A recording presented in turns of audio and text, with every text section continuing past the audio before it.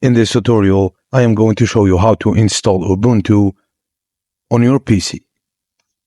Begin by opening your browser and type Ubuntu, download, or visit the official website of the system OS. Click on Download option and then select Ubuntu Desktop. Scroll down and click on the version of Ubuntu you want to download. The download will start and the file size is around 4.6 gigabytes. Next, when it's done, open your browser and type Rufus to visit the official website of Rufus. Click on Download link to get Rufus software. So Rufus is a tool that helps you create a bootable USB drive. Insert your USB pen drive into your computer and run with the Rufus software. The software will automatically detect your pen drive.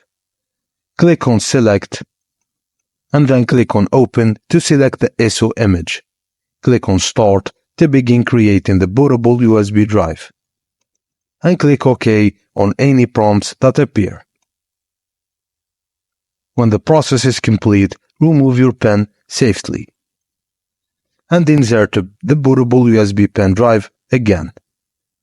Turn on your laptop and continuously press F12 key to open the boot menu. In the boot menu, choose the option for booting from your USB storage and press Enter to confirm. After booting, you'll see Ubuntu installation screen. Choose your language and click Install.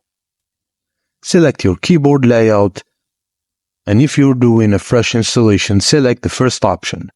Click Install Now to proceed. Select your country, region, and click Continue.